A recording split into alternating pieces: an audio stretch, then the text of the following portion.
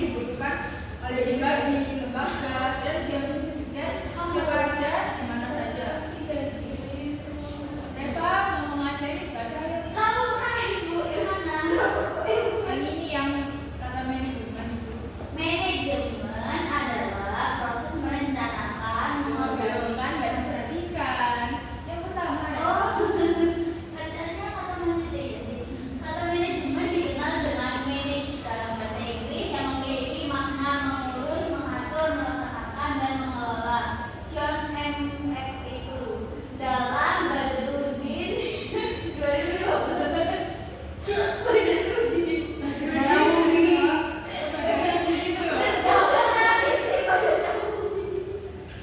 Terdapat kelompok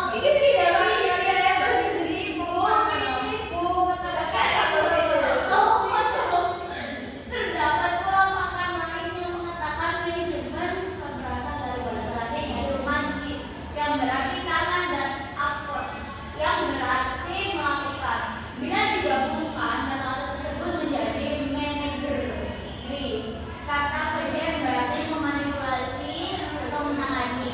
Manageri dalam bahasa Inggris berarti manager, to manage, atau kata kerja dan kata kerja manajemen dan manage sebagai kegiatan manajemen. Udah itu aja. Jadi manajemen itu proses merencanakan, mengorganisasikan, dan mengelola orang-orang yang ada dalam lembaga, memimpin dan mengawasi sebuah organisasi secara sistematis agar dapat mencapai tujuan. Manajemen keasipan ialah bagian dari manajemen perkantoran atau office management yang fokusnya pada pengurusan dokumen sebaik mungkin, sehingga dokumen-dokumen yang dikelola oleh arsiparis benar-benar akan membantu serta mendukung aktivitas perusahaan secara keseluruhan. Nah, banyaknya arsip yang terkumpul ini perlu dilindungi agar tidak rusak karena arsip tersebut memuat berbagai informasi seperti bukti hukum, aset kepemilikan, keuangan, dan kepentingan lainnya yang menyangkut organisasi perusahaan. Lalu manajemen arsip ini memiliki manfaat untuk menyeimbangkan pengarsipan dalam hal membuat, memindahkan, merekam, mentransfer, mendistribusikan, menggunakan, menyimpan, memelihara, mengirim, dan menghasilkan arsip. Nah, tujuan akhir dari manajemen dokumen yaitu menyederhanakan jumlah arsip, memanfaatkan penggunaan arsip, dan meningkatkan kinerja dan keahlian lembaga atau institusi, menghemat dan efisiensi. Yang kedua yaitu definisi arsip dan kearsipan. Nah, semakin majunya perkembangan zaman, maka manusia semakin membutuhkan informasi dengan secepat mungkin. Nah, dalam organisasi, kegiatan kearsipan memegang peran yang penting saat berlangsungnya kegiatan kantor, karena semua kantor ini membutuhkan data-data dan informasi. Mbak Fitri tahu lagi aja? Yang mana itu? Yang sampai arsip merupakan sekumpulan data. Sampai poin kedua. Poin pertama sama 20. Ya, poin pertama. Arsip memiliki yang poin pertama yaitu arsip memiliki makna sesuai fungsinya, yaitu arsip merupakan data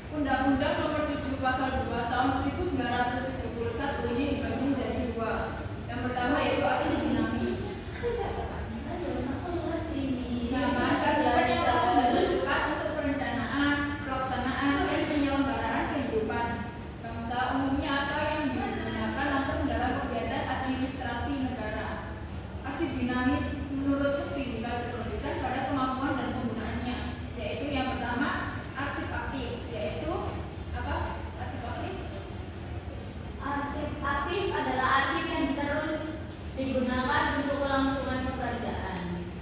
Ya.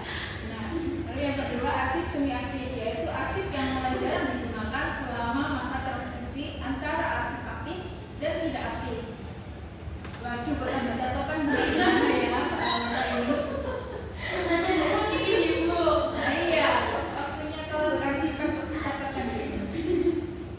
Lalu yang ketiga yaitu arsip tidak aktif atau semi statis, adalah arsip yang jarang dibutuhkan dalam operasional kegiatan sehari-hari. Serta arsip dinamis ini halaman hasil pencarian di mesin pencari berita terkini yang dikembali secara otomatis atau penghitungan statistik yang berubah berdasarkan data yang baru diinput. Nah, yang kedua ini arsip statis. Itu menyendiri bu. Ya kok maju sendiri tau Mbak Fitri? Kedinginan ibu. Ya ampun, kasihannya. Yang kedua yaitu arsip statis, yaitu arsip yang tidak langsung digunakan untuk keperluan perencanaan, penyelenggaraan kehidupan berbangsa, organisasi, atau pengelolaan ketatanegaraan sehari-hari. Arsip ini sebagai pertanggungjawaban nasional atas aktivitas pemerintah dan memiliki nilai manfaat penting bagi generasi mendatang. Nah, arsip ini sebagai informasi memiliki banyak fungsi dan kegunaan bagi individu dan bisnis sehingga perlu pengelolaan yang baik. Sebagai bahan informasi, arsip memiliki fungsi diantaranya yaitu mendukung proses dalam pengambilan keputusan, menunjang proses perencanaan, mendukung pengawasan sebagai alat bukti, dan sebagai memori dan bahan pengingat organisasi. Nah, contoh arsip statis ini yaitu postingan blog, halaman web maaf ya kurang fokus videonya, atau artikel online yang ditulis oleh seorang penulis dan dipublikasikan sebagai konten yang tidak akan berubah seiring berjalannya waktu. Tujuan kearsipan.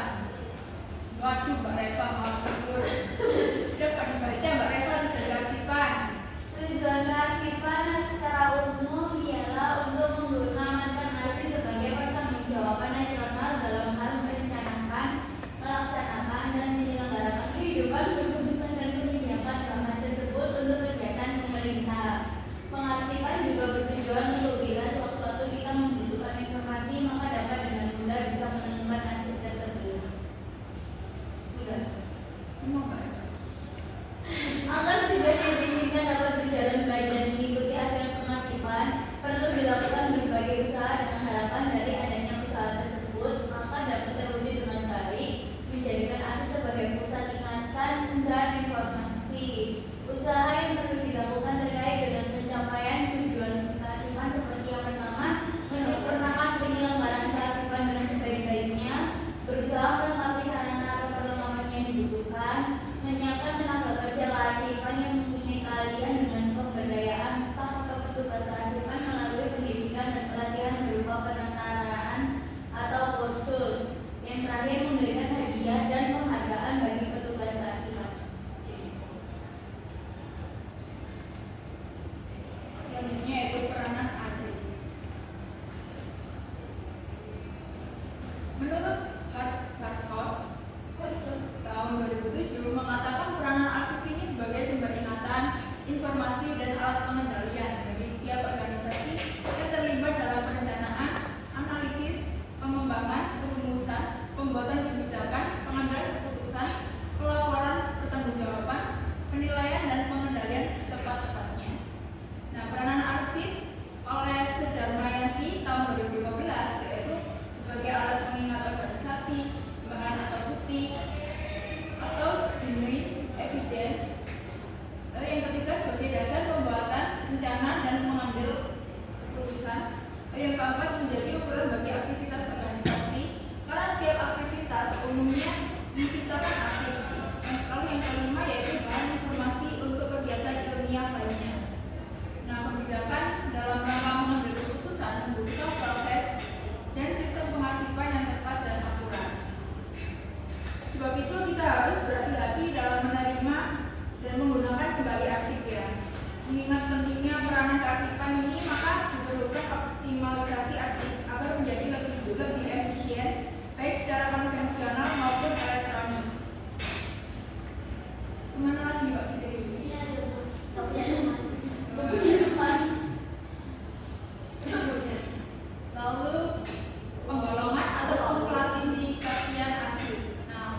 Klasifikasi arsip ini terdiri dari beberapa jenis, yaitu yang pertama, klasifikasi berdasarkan subjek. Klasifikasi berdasarkan subjek ini dibagi menjadi 4 ya.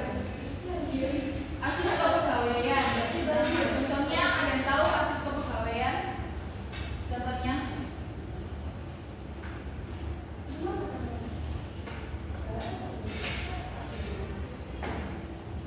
Contoh dari arsip kepegawaian.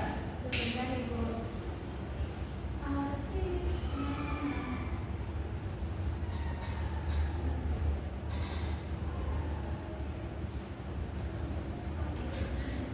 Contohnya itu kayak biodata karyawan, Ya. surat mutase, surat pengangkatan Surat pegawai Ibu, dan catatan kehadiran Ibu. Ya, itu. Ya.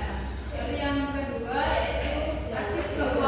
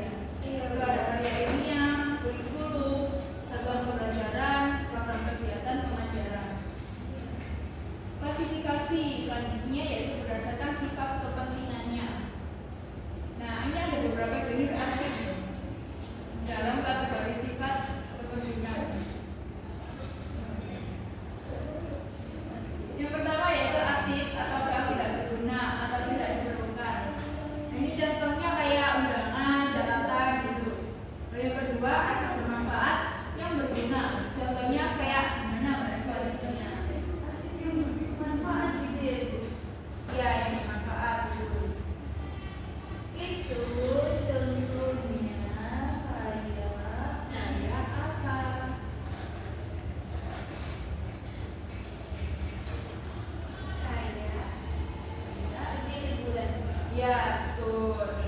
Terus apa lagi? Terus kesana produk Hmm. kehadiran karyawan. Ya, lalu yang ketiga yaitu arsip penting. Contohnya kayak gimana? Rating.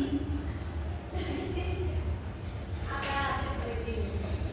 Itu penting, Bu. Oh. Penting, nah. Kayak keputusan Iya. karyawan, buku besar, gaji. Ya. Lalu yang terakhir arsip-arsip vital. Contohnya kayak gimana itu? Akte perusahaan, data karyawan, sertifikat tanah, ijazah jalan. Ya. Lalu klasifikasi selanjutnya yang kelima yaitu klasifikasi arsip menurut fungsinya. Pengklasifikasian arsip menurut fungsi ini termasuk dalam kategori arsip ini yaitu arsip dinamis dan arsip statis. Arsip dinamis ini arsip yang secara langsung digunakan dalam kegiatan organisasi sehari-hari. Lalu yang kedua arsip statis yaitu secara langsung arsip yang secara langsung tidak digunakan dalam kegiatan perkantoran. Lalu pengklasifikasian yang keenam yaitu berdasarkan tingkat. Nah ini penggolongan arsip ini sesuai dengan tempat dan tingkat pengelolaannya. Arsip ini terdiri dari A. Arsip sentral atau pusat yang berada pada sentral organisasi. Nah dalam hal ini itu berhubungan dengan lembaga nasional atau pemerintah kayak di Anas Pusat Jakarta itu. Lalu yang kedua arsip unit yang tersimpan pada unit organisasi. Nah ini berhubungan dengan lembaga nasional sama kayak arsip sentral tadi. Ya, tapi kalau arsip sentral ini kayak di pusatnya gitu, di provinsi aja. Ya kalau yang unit ini di provinsinya. Oh masih ada ternyata. Pengklasifikasian arsip yang ke-7. Nah ini tuh berdasarkan keasliannya dibagi menjadi 4 arsip asli yaitu arsip utama yang ditujukan kepada pihak yang berkepentingan dan diketik langsung dengan mesin tip, printer dengan ditandatangani asli dari yang berkepentingan dan legalitas sebagai dokumen utama. Yang kedua arsip tembusan. Apa arsip tembusan itu Mbak Laura? Oh iya Bu,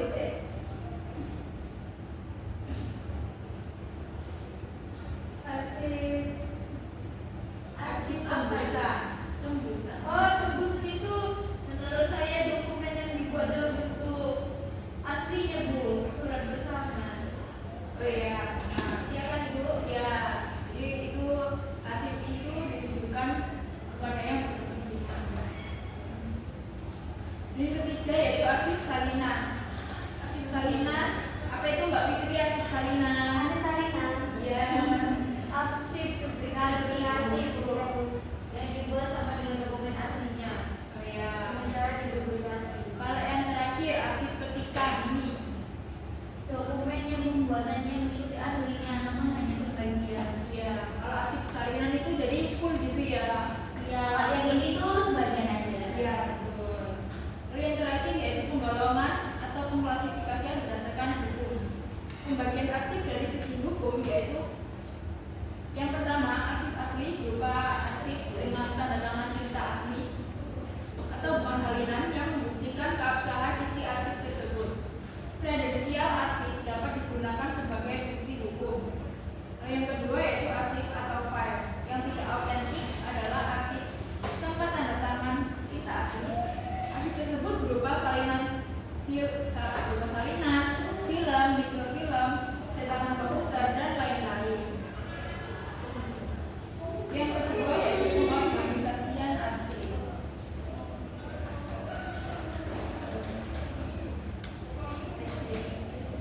Ibu mau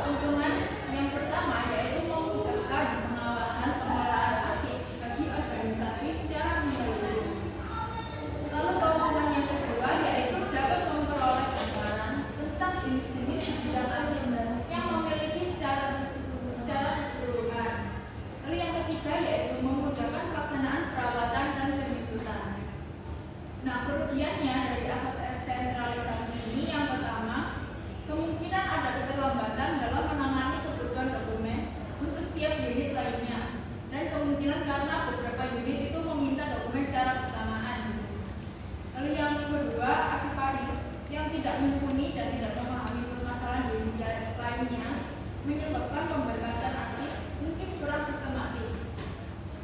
Lalu kerugian yang terakhir yaitu pemisahan gedung perkantoran dianggap sebagai kendala karena jarak. Pengelolaan surat masuk dan surat keluar menurut prinsip sentralisasi dilakukan melalui satu pintu, yaitu melalui Departemen Kerja di pusat. Nah, setiap surat masuk termasuk surat yang ditemukan untuk unit kerja dalam hierarki di bawahnya. Pertama diterima di unit kerja, lalu dicatat oleh otoritas pusat, dan kemudian didistribusikan ke unit kerja yang ditunjuk melalui alamat tujuan. Yang kedua, asas desentralisasi. Mbak Dua coba dibaca juga. Asas desentralisasi adalah pengelolaan arsip pada setiap organisasi yang dilakukan oleh setiap unit kerja. Dengan penerapan sistem desentralisasi, maka tiap unit bertanggung jawab atas pengelolaan dan pengaturan arsipnya masing-masing. Sistem ini lebih cocok diterapkan pada organisasi yang relatif besar. Asas desentralisasi memiliki keuntungan dan kerugian. Keuntungannya yaitu yang pertama, apa itu? Yang A, keuntungan pengelolaan dokumen kearsipan tergantung kebutuhan masing-masing, dan yang kedua, kebutuhan dokumen kearsipan mudah dipenuhi karena terletak di unit kerja itu sendiri sehingga dapat diakses dengan relatif mudah dan cepat. Dan kelemahannya yaitu yang pertama, penempatan dokumen tersebut di banyak tempat sehingga sulit dalam pelaksanaannya. Yang kedua, adanya pemborosan karena setiap unit harus melakukan pemusnahan sehingga sulit untuk berhemat. Dan yang ketiga, optimal dan segi keamanan pada operasi. Lalu asas gabungan atau kombinasi. Mbak Pinka coba dibaca, Mbak Pinka. Kamu ada di video ya, diperhatikan. Apa itu? Asas gabungan atau kombinasi. Asas gabungan atau kombinasi. Ya, ada banyak aja. Perusahaan menerapkan asas sentralisasi dan juga desentralisasi untuk mengatasi kelemahan pada asas sentralisasi dan desentralisasi dalam perkantoran. Maka kantor perlu menggunakan kedua-duanya dengan menggunakan kombinasi kedua asas ini, maka diharapkan kelemahan atau kekurangan dapat diatasi. Ciri-cirinya Ciri dalam organisasi gabungan yaitu yang pertama, arsip disimpan di tiap unit. Yang kedua, membatasi penggunaan peralatan. Yang ketiga, adanya hak otonomi dalam pengurusan arsip. Dan yang terakhir, unit kerja tersebar di beberapa lokasi. Selanjutnya ada faktor-faktor yang mempengaruhi dalam pemilihan asas gabungan, antara lain yang pertama, sifat dan jenis usaha atau tugas pokok organisasi, besar-besarnya struktur organisasi, banyak sedikitnya volume kerja, letak gedung kantor, dan yang terakhir proses pelaksanaan kerja. ya. Jadi asas gabungan atau kombinasi ini gabungan dari asas sentralisasi dan juga desentralisasi yang ada.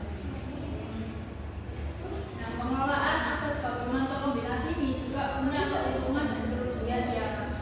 Yang pertama, keuntungannya itu mengontrol keputusan untuk keseragaman dalam menyimpan dan menemukan kembali. Lalu yang kedua, meminimalkan kesalahan penyimpanan dan kehilangan dokumen.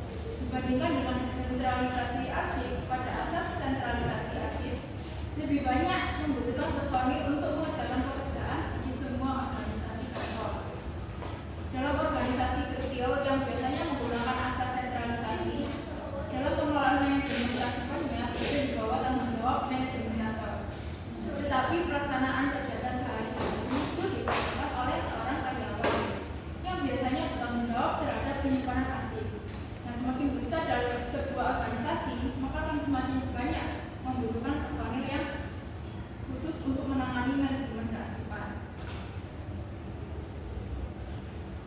Waduh, ini centil-centil gitu ya. Jadi ada jadwal tenggaran line up gitu ya. Centil-centil ibu suka itu.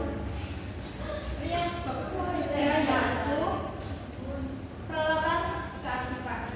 Yang pertama, kriteria pemilihan peralatan. Peralatan kearsipan yaitu suatu hal terpenting yang harus dipertimbangkan pada saat melakukan penataan arsip dengan bagus dan tepat. Peralatan kearsipan saat ini berisi mudah didapatkan, namun bukan berarti kita tidak sembarangan memilih peralatan yang tersedia. Nah, sebelum memutuskan untuk membeli perlu memperhatikan yang pertama wujud arsip yang akan disimpan. Hal ini itu untuk memastikan ukuran dan alat yang digunakan. Lalu yang kedua, frekuensi penggunaan arsip. Nah, ini tuh untuk menentukan jenis dan fasilitas lain dari perangkat yang akan dipakai. Misalnya penyimpanan dengan frekuensi penggunaan yang tinggi sebaiknya itu menggunakan alat tanpa pintu untuk menggunakan akses. Yang ketiga yaitu fisik organisasi. Nah, dengan mempertimbangkan potensi peningkatan volume arsip yang disimpan. Lalu yang keempat yaitu lokasi fasilitas penyimpanan. Ini dalam masa sentralisasi dan desentralisasi. Lalu yang kelima, ruang yang disediakan untuk penyimpanan dan skalabilitas. Dan yang terakhir yaitu tingkat penjagaan terhadap arsip yang disimpan, yaitu untuk menjamin tingkat keamanan alat yang akan dipakai. Nah, ini selanjutnya yaitu jenis peralatan penyimpanan arsip. Peralatan yang diperlukan untuk penyimpanan terdiri dari ada banyak ya ini. Yang pertama yaitu alat simpan vertikal. Peralatan vertikal atau tegak yang biasa digunakan dalam kegiatan pengelolaan arsip. Jenis ini sering dikatakan lemari arsip. Nah, ini contohnya ada piring kabinet dan lemari arsip. Lalu yang kedua yaitu perangkat penyimpanan file lateral atau menyamping. Alat penyimpanan tegak tetapi diletakkan yang menyamping bukan tegak. Nah, dikenal dengan file lateral. Perangkat penyimpanan file lateral ditempatkan secara horizontal bukan vertikal. Nah, alat ini itu dikenal sebagai file tambahan. Ini contohnya ada hotel. Lalu yang ketiga yaitu alat penyimpanan berat atau power file. Walaupun bukan model baru, penggunaan file elektrik berkembang pesat di berbagai kantor. Jenis file elektrik ini ada 3 model. Yang pertama yaitu file kartu, yaitu file yang dibuat khusus untuk menyimpan kartu atau form dengan ukuran tertentu. Lalu yang kedua yaitu file terstruktur, yaitu file yang digunakan untuk semua ukuran formulir atau arsip. Yang ketiga yaitu file bergerak atau portable, yaitu file bergerak yang berada di atas jenis file yang memfasilitasi gerakan bolak-balik atau depan belakang. Ini contohnya lemari arsip yang bergerak. Nah, ini yang terakhir yaitu perlengkapan penyimpanan atau filling supplies. Perlengkapan lain yang perlu disiapkan selain perlengkapan utama yaitu penyekat. Penyekat ini